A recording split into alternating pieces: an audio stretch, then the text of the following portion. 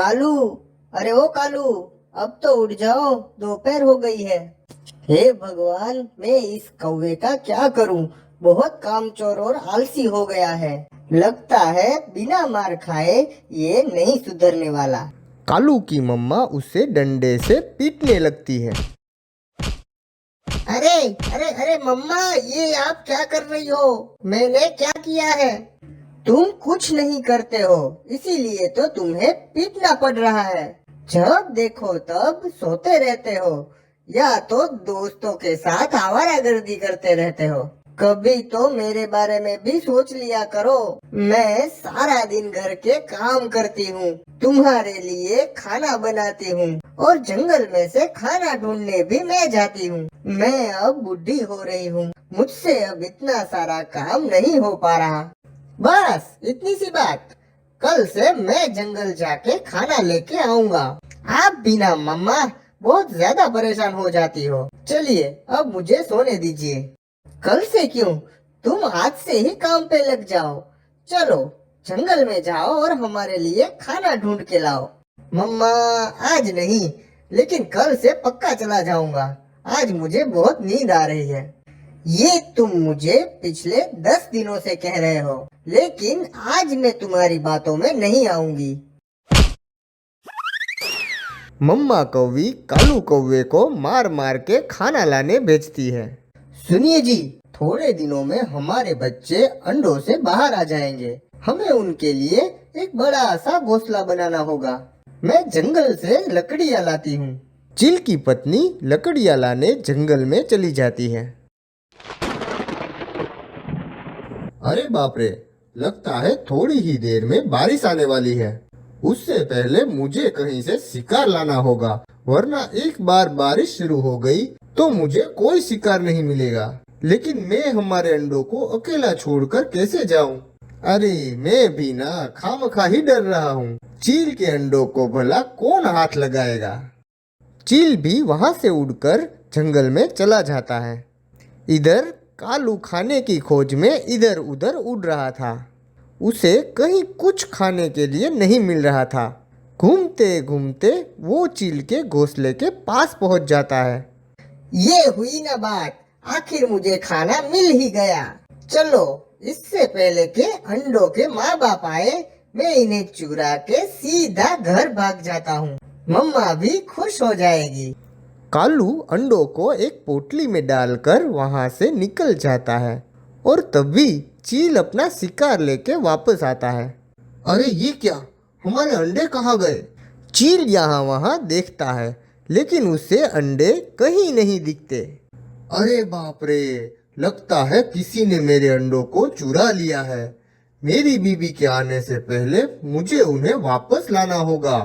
लेकिन कौन होगा वो जिसने चील के अंडों को चुराने की हिम्मत की है?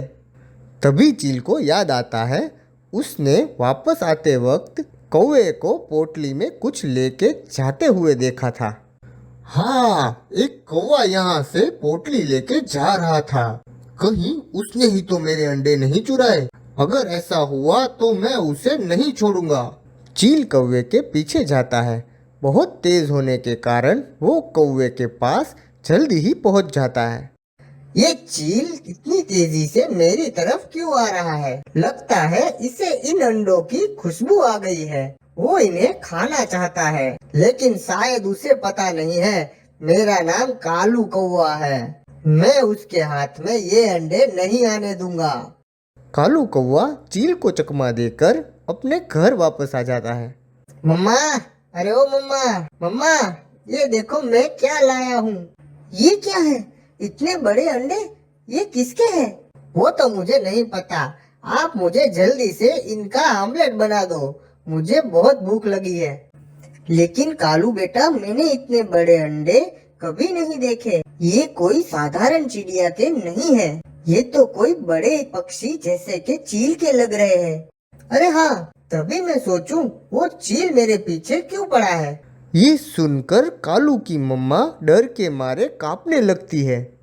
ये क्या किया तूने कालू? ये अंडे उसी चील के होंगे। अब वो हमें ढूंढ के मार डालेगा। नहीं नहीं, ये क्या कर दिया मैंने? मम्मा अब आप ही बताओ मैं क्या करूं? अब तो एक ही रास्ता है, पहले तो मैं इन्हें छुपा देती हूँ। मेरी मानो तो कालू, हमें इन अंडों को यहाँ छोड़कर दूसरे जंगल भाग जाना चाहिए, जहाँ वो चील हमें कभी पकड़ नहीं पाएगा। लेकिन कालू के दिमाग में एक शैतानी आइडिया आता है।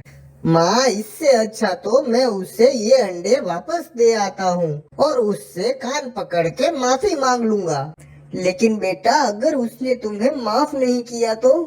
वो जरूर माफ करेगा। मैं उसके पास रोने और गिड़गिड़ाने लगूंगा। नहीं नहीं कालू, मैं तुम्हें अकेले उस चील के पास नहीं जाने दूंगी।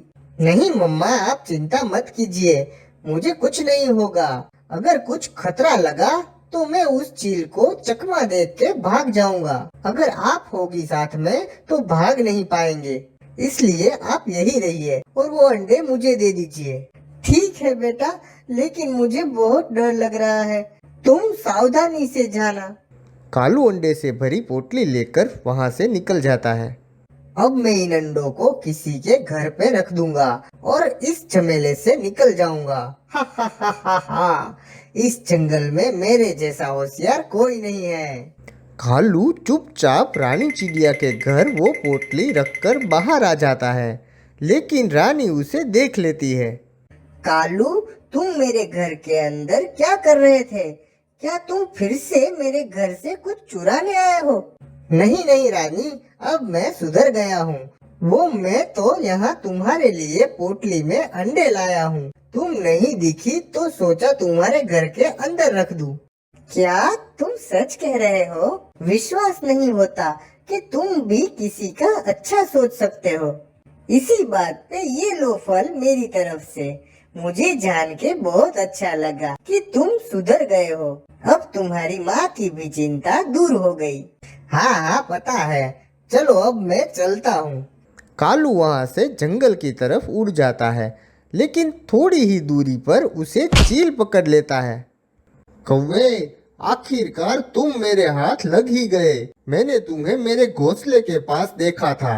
जरूर तुमने ही मेरे अंडे चुराए हैं। अब जल्दी बताओ मेरे अंडे कहाँ हैं, वरना मैं तुम्हें यही मार डालूंगा। नहीं नहीं, मुझे मत मारना। मैं मेरी मम्मा की कसम खाता हूँ, मैंने तुम्हारे अंडे नहीं चुराए। लेकिन मैं जानता हूँ ये बुरा काम किसने किया है। अच्छा, तो फिर जल्दी बताओ, वो कौन है जिसने चील के अंडे चुराने की हिम्मत की है? उससे मैं छोड़ूंगा नहीं। कालू चील को रानी चिड़िया के घर ले जाता है। यही है वो चील भाई जिसने तुम्हारे अंडे चुराए हैं। रानी चिड़िया चौंक जाती है। कालू, ये तुम क्या कह रहे हो? कौन से अंडे? मुझे कुछ नहीं पता। चील रानी चिड़िया को पकड़ लेता है। छोड़ दो मुझे चील, ये झूठ बोल रहा है। मुझे कुछ नहीं पता, मैंने कुछ नहीं किया। यही है वो पोटली जिसमें मैंने तुम्हारे अंडे देखे थे। अभी पता चल जाएगा कौन चोर है। पोटली में से कुछ नहीं निकलता। ये देखकर चील रानी को छोड़ के कालू को फिर से पकड़ लेता है। तुमने कहा था इस पोटली में है, इसमें तो कुछ नहीं है।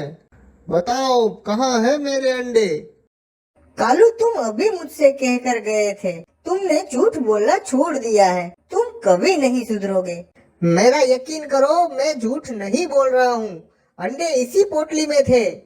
वो मुझे पता है, मैंने तुम्हें इसी पोटली को लेके मेरे घोंसले के पास देखा था। मुझे पता चल गया है, तुम ही हो जिसने मेरे अंडे चुराए हैं। अब मैं आखिरी बार पूछ रहा हूँ, मेरे अंडे कहाँ हैं? मैं मानता हूँ अंडे मैंने चुराए थे, लेकिन अब तो मुझे भी नहीं पता कि वो कहाँ है। अब मैं क्या करूँगा? अगर मेरी पत्नी को पता चला कि मेरी लापरवाही की वजह से अंडे खो गए हैं, तो वो मुझे छोड़कर चली जाएगी। और ये सब इस कौवे की वजह से हो रहा है। अब तो तुम बिल्कुल नहीं बचोगे कौवे, मैं तुम्हें मार डालूंगा। चील, मुझे माफ कर दो, मुझे मरना नहीं है। आज के बाद बुरा काम नहीं करूँगा, कभी झूठ नहीं बोलूँगा। माफ कर दो मुझे, जाने दो, बचाओ बचाओ। कोई बचाओ मुझे इस चील से, ये मुझे मार डालेगा। बचाओ। चील कालू को अपने घोंसले पर ले आता है। वो देखता है उसकी पत्नी और अंडे वही है। ए जी, ये आप किसको ले आए हो? वो कुछ नहीं, मैं तो बस इस कौवे से खेल रहा था। ये कोई उम्र है खेलने की? चाहिए इसे छोड़ कर आइए। चील अपनी पत्नी को कुछ नहीं बताता, क्योंकि वरना वो उसे बहुत डांटती और उस पे गुस्सा करती। चील चुपचाप वहां से उड़ के कालू को घर छोड़ने जाता है। सुनो कौवे, ये बात तुम किसी से मत करना, वरना अगर वो मेरी पत्नी को पता चल गया तो वो मुझसे रूठ जाएगी, ठीक है? हाँ हाँ हाँ हाँ, किसी से कभी कुछ भी नहीं कहूँगा। ये कहकर चील चला जाता है और उसकी मम्मा आती है। मम्मा, आज तो मैं मरते मरते बचा, लेकिन पता नहीं चला कि उसके अंडे घोंसले में वापस कैसे पहुँचे। मैं बताती हूँ, मैंने तुम्हें खाली पोटली दे दी थी, क्योंकि मुझे पता था तुम जरूर कुछ बुरा ही सोचोगे, इसलिए मैंने उन अंडों को चुपचाप चील के घोंसले में वापस रख दिया। बेटा, इसलिए कहती हूँ सुधर जाओ, वरना किसी दिन ऐसे ही बुरे फंसोगे। मैं समझ गया मम्मा, आज के बाद कभी झूठ नहीं बोलूंगा और किसी का बुरा नहीं सोचूंगा और एक अच्छा पक्षी बनूंगा। एक बार की बात है, एक लालची कौवे ने सब्जी बेचने की लालच में एक जंगल में सब्जी की दुकान खोल ली। लेकिन उस जंगल में पहले से ही बहुत सारे सब्जी बेचने वाले थे, जो कि बहुत पुराने भी थे, इसलिए सारे जंगल के पक्षी उन्हीं से सब्जियां खरीदा करते थे और कालू कौवे के पास कोई सब्जी खरीदने नहीं आता था। एक बार कालू की पत्नी सुंदरी कालू से कहती है, क्या हुआ जी, क्यों मुंह लटका के बैठे हो? अरे क्या कहूँ तुमसे सुंदरी, यहाँ तो कोई मेरी सब्जी खरीदने ही नहीं आ रहा है। लगता है मुझे कुछ तरकीब लगानी होगी जिससे इस जंगल के सारे पक्षी सिर्फ मेरे पास ही सब्जी खरीदे। लेकिन इसके लिए मुझे इस जंगल के सारे सब्जी बेचने वालों का पत्ता काटना होगा। ए जी, मेरे दिमाग में एक तरकीब आ रही है। मुझे पता था तुम्हारे शैतानी दिमाग में जरूर कोई तरकीब निकलेगी। मेरी प्यारी सुंदरी, जल्दी बोलो, क्या है वो तरकीब? कालू जी, जंगल के बाहर एक नाला है जिसमें बहुत प्रदूषित पानी है। वो पानी इतना प्रदूषित है कि उसको पीने से कई पक्षियों की तबीयत खराब हो गई है और 2-3 तो मर भी गए। हाँ, लेकिन उससे हमारा कैसे भला होगा? वही तो तरकीब है, आपका कान इधर दीजिए। सुंदरी सारा प्लान कालू को बताती है। वाह सुंदरी वाह, इतना शैतानी आइडिया तुम्हारे दिमाग में कैसे आता है? तुम तो मुझसे भी ज्यादा शैतान हो, तभी तो मेरे माँ बाप ने आपसे मेरी शादी कराई है। तब तक आप इस वीडियो को लाइक और चैनल को सब्सक्राइब कर दीजिए। दूसरे दिन कालू नाले में से पानी भर के जंगल वापस आता है और एक एक करके जंगल के सारे सब्जी वाले पक्षियों के पास जाके कहता है, भैया, आज मेरी तरफ से सारे सब्जी बेचने वालों को टमाटर मुफ्त देना है मुझे। टमाटर तो बहुत महंगे हैं, तुम इन्हें मुफ्त में हमें क्यों देना चाहते हो? अरे भैया, क्या बताऊं, इस जंगल में मेरे पास कोई ग्राहक नहीं आ रहे हैं, इसलिए ये टमाटर पड़े पड़े सड़ जाएंगे।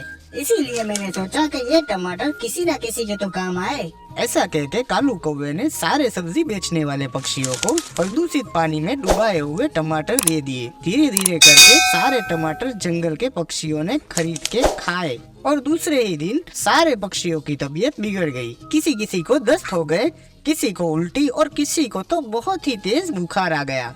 सुंदरी बहन, हमारे यहाँ तो सब बीमार है। मैं सोच रही थी आप और कालू जी को क्यों कुछ नहीं हुआ, जबकि सारे जंगल के पक्षी बीमार हैं। हाँ बहन, मुझे और कालू जी को कुछ नहीं हुआ, क्योंकि हम सिर्फ हमारे दुकान की ही सब्जियाँ खाते हैं। हमारी दुकान में हम रोज सिर्फ ताजी और स्वच्छ सब्जियाँ ही बेचते हैं। आप देखना, वो टूनी चिड़िया को भी कुछ नहीं हुआ, क्योंकि वो भी सिर्फ हमारी ही दुकान से सब्जियाँ खरीदती है। ये बात सारे जंगल में आग की तरह फैल जाती है और अब सारे जंगल के पक्षी सिर्फ और सिर्फ कालू कौवे की दुकान से ही सब्जी खरीदने लगे। धीरे धीरे करके उस जंगल के सारे पुराने सब्जी वालों की दुकान को ताला लगने लगा। उन बेचारों ने या तो दूसरे जंगल जाके सब्जी बेचने का धंधा शुरू कर दिया या तो जंगल के बाहर जाके सब्जियां बेचने लगे। थोड़े ही समय में कालू कौवा भी अपना असली रूप दिखाना शुरू कर देता है, क्योंकि अब उसके सिवाय जंगल में दूसरा कोई सब्जी बेचने वाला नहीं था। इसलिए उसे लगता था अब उसके सामने कोई नहीं खड़ा रहेगा। अरे कालू भाई, दूसरे जंगल में तो ये गोभी सिर्फ 10 रुपए की मिल रही है, तो आप इसे 30 में क्यों बेच रहे हो? तो ठीक है ना, अगर दूसरे जंगल में तुम्हें ये सब्जी 10 रुपए में मिल रही है तो तुम वहीं जाके खरीद लो। मैं इस दुकान में सिर्फ ताज़ा और स्वच्छ सब्जियां बेचता हूँ, इसलिए मेरी सब्जियां महंगी होती है। दूसरे सब्जी वाले तो बासी और सड़ी हुई सब्जियां बेचते हैं, इसलिए वो सस्ती बेचते हैं। अब समझे तुम? नहीं ठीक है कालू भाई, आपकी बात भी सही है, 1 किलो दे दो। कालू कौवा इतना लालची हो गया था कि वो सबसे कहता था कि उसकी सब्जी ताज़ी और स्वच्छ होती है, लेकिन वो सबसे बासी और सड़ी हुई सब्जियां बेचता था, क्योंकि वो सब्जियां उसे बहुत सस्ते में मिलती थी और वो जंगल के पक्षियों को दुगने से भी ज्यादा दाम में बेचा करता था। टुनटुनी, ये कालू की सब्जी तो हर बार अंदर से सड़ी हुई निकलती है। हम पैसे तो पूरे देते हैं, तो पता नहीं ये हमें बासी और सड़ी हुई सब्जियां क्यों देता है। वो टाइनी बहन, अब उसके सिवाय इस जंगल में कोई सब्जी वाला नहीं है ना, इसलिए अब कालू कौवा उसकी मनमानी चलाने लगा है। तभी वहाँ कालू की पत्नी सुंदरी आती है। अरे बहनों, देखो कालू जी ने मुझे सोने के झुमके खरीद दिए, कितने प्यारे हैं। हाँ सुंदरी बहन, बहुत प्यारे हैं। वो कालू जी मुझे कह रहे थे कि थोड़े ही दिनों में मुझे सोने की चूड़ियाँ भी खरीद देंगे। हाँ, वो तो खरीद ही देंगे। अब बासी और सस्ती सब्जियाँ महंगी जो बेचने लगे हैं। ऐसा क्यों कह रही हो टुनटुनी? मेरे पति कभी भी बासी सब्जियाँ नहीं बेचते, ये पूरे जंगल को पता है। तो फिर ये बताओ कि थोड़े ही दिनों में तुमने ये सोने के झुमके कैसे खरीद लिए? हमें सब पता है कि तुम्हें भी इस बारे में सारी बात पता है। तुम लोग जलते हो मेरे पति कालू की तरक्की से। मुझे तुम दोनों से कोई बात नहीं करनी, मैं जा रही हूँ यहाँ से। सुंदरी वहाँ से सीधा अपने पति कालू कौवे के पास जाती है। जी मेरी बात सुनो, अब सबको पता चलने लगा है कि आप बासी और सड़ी हुई सब्जियां बेच रहे हो। आप थोड़े दिनों के लिए ये सब बंद कर दीजिए। अरे सुंदरी, तुम चिंता करना छोड़ दो, कुछ नहीं होगा। अभी तो हमने पूरे जंगल को लूटना शुरू ही किया है, लेकिन फिर अगर सारे पक्षियों ने हमसे सब्जियां खरीदना बंद कर दिया तो ऐसा कभी नहीं होगा। तुम्हें तो पता ही है कि इस जंगल में अब सिर्फ मैं ही सब्जी बेचता हूँ, और अगर हमने ये सब बंद कर दिया तो अगले महीने तुम्हारे लिए सोने की चूड़ियाँ कैसे खरीदेंगे? थोड़े दिन बीत जाते हैं। जंगल के कुछ पक्षियाँ दूसरे जंगल जाके सब्जी खरीदने लगे, लेकिन तब भी कालू के धंधे पे कोई असर नहीं हुआ, क्योंकि अभी भी ज्यादातर जंगल के पक्षी कालू से ही सब्जी खरीदा करते थे। कालू, ये सब्जी तो सड़ी हुई है। तुम तो कहते थे कि तुम एकदम ताज़ी सब्जी बेचते हो। मैं तो ताज़ी सब्जी ही बेचता हूँ, और ये सब्जी मेरी नहीं है। अरे तुम तो झूठ बोल रहे हो। सुबह ही तो तुम्हारे पास से दुगने पैसे देके मैंने ये सब्जी खरीदी है। क्या सबूत है तुम्हारे पास कि ये सब्जी मेरी है? तुम तो बहुत बुरे व्यापारी हो। आज से तुम्हारे पास कभी सब्जी नहीं खरीदूंगा, भले ही मुझे यहाँ से दूर दूसरे जंगल सब्जी खरीदने जाना पड़े। चलो जाओ यहाँ से, मुझे भी तुम जैसे ग्राहक की कोई जरूरत नहीं है। ग्राहक कालू से गुस्सा होके वहाँ से उड़ जाता है।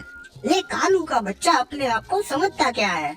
क्या हुआ भैया, कहीं आपको भी कालू कौवे ने सड़ी हुई सब्जी तो नहीं दे दी? बिल्कुल सही कह रही हो टाइनी बहन, लेकिन अब हम क्या करें? सिर्फ ये कालू एक ही सब्जी वाला है हमारे पूरे जंगल में। हमारी ही गलती है। अगर हम सारे पक्षियों ने उस वक्त सिर्फ एक कालू कौवे की दुकान से सब्जियां नहीं खरीदते तो आज दूसरे सब्जी वालों की दुकान भी बंद नहीं होती। हम एक काम करते हैं, हमारे जंगल के बहुत सारे सब्जी वाले जंगल के बाहर सब्जी की दुकान डाल के बैठे हैं। हम उनको हमारे जंगल वापस आने के लिए मनाते हैं। बात तो सही है तुम्हारी, हमको कोशिश करनी चाहिए। दूसरे दिन कालू कौवा अपनी दुकान खोल के बैठा और सोच में पड़ गया। अरे आज अभी तक मेरी दुकान पे एक भी ग्राहक नहीं आया। लगता है पक्षियों के पास पैसे खत्म हो गए हैं। हा। कालू जी, जंगल में पुरानी सब्जियों की दुकानें फिर से खुल गई है। क्या? ऐसा नहीं हो सकता। मैं अपनी आंखों से देख कर आई हूँ, और सारे जंगल के पक्षी वहाँ से ही सब्जियाँ खरीद रहे हैं। ऐसा कैसे हो गया? मुझे तो कुछ समझ नहीं आ रहा। क्या समझ नहीं आ रहा? मैंने तो आपसे पहले ही कहा था कि आप ऐसी बासी और सड़ी हुई सब्जियां ना बेचो, लेकिन आपने मेरी एक नहीं मानी और उन सब्जियों को दुगने से भी ज्यादा दाम में बेचने लगे। और अब देखिए, जंगल के सारे पक्षियां अपनी दुकानों से सब्जियां खरीदने लगे हैं। पुरानी बातों को भूल जाओ और ये सोचो अब क्या करेंगे। मेरी माँ ने मुझसे कहा था, इस कालू कौवे से शादी मत करना, एक दिन बहुत पछताओगी। थोड़े ही दिनों में कालू का धंधा पूरी तरह से चौपट हो जाता है। उसे अपना धंधा बंद करना पड़ता है और वो जंगल छोड़ के भी चला जाता है।